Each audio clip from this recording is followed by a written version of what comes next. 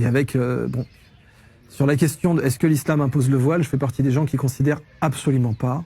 Là aussi, je sais que je vais me faire plein d'amis en disant ça, mais quand on lit les passages précis du Coran, le terme qui est utilisé était utilisé pour quelque chose qui était utilisé sur le corps à l'époque.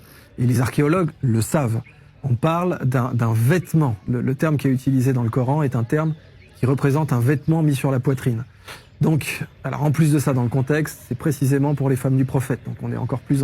Alors premièrement, il y a 2 erreurs dans la vidéo là, de ce qu'on vient de voir. Mais avant que je dise ces erreurs, il faut Idriss Aberkan, c'est bien, tu es pertinent dans plein de sujets, j'aime beaucoup tes vidéos.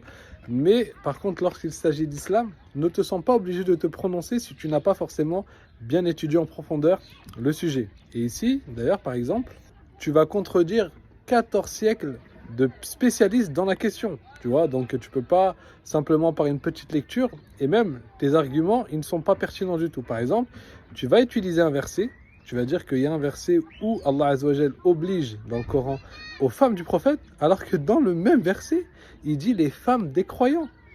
Donc, dans ce verset de Surat Al-Ahzab, on voit que Dieu ordonne au prophète de dire à ses femmes, à ses filles, et quoi?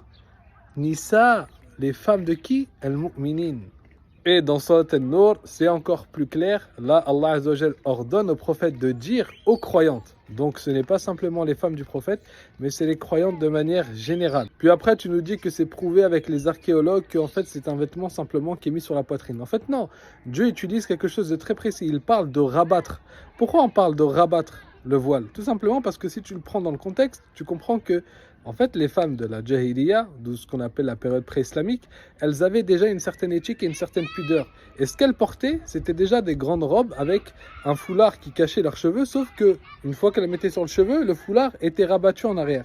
Donc Dieu ordonne aux femmes de rabattre cela sur leur poitrine et qu'à partir de maintenant, elles ne montrent que ce qui est vraiment apparent de leur beauté.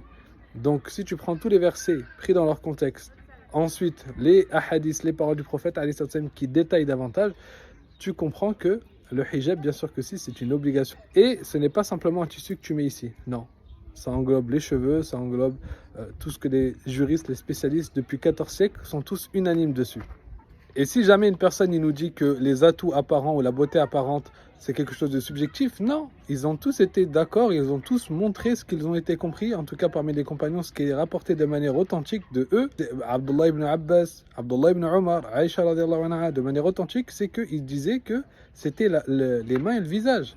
Donc ça n'a jamais été compris comme étant les cheveux ou quoi. À l'unanimité, jamais personne a compris que dans ce qui était considéré dans les atouts, c'était les cheveux. Ou alors le torse, ou alors les jambes ou quoi. Non, il y a une divergence. Est-ce que le visage, ça fait partie de la awra? Est-ce que les pieds, ça fait partie de la awra? Mais il n'y a aucune divergence que les cheveux et le cou font partie de la awra. Il n'y a pas de divergence sur ça.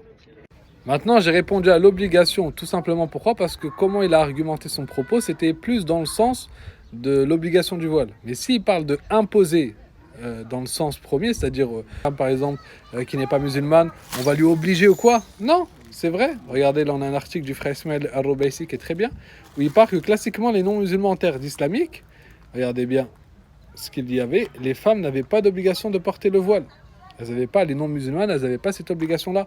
Jusqu'au point où quoi, que l'imam Malik, on lui a posé la question dans l'Utbiyya, sur le fait de regarder les cheveux des femmes, des gens de dhimma, parmi les juifs et les chrétiens. Est-ce que c'est haram, est-ce que c'est illicite de regarder leurs cheveux, ainsi de suite? Pourquoi? Tout simplement parce qu'elles ne mettaient pas le voile, sinon la question n'aurait pas été posée, pardon. Et on a d'autres textes qui ont été mis sur l'article, si vous voulez le regarder, tapez Ismaël Al-Rubaisi.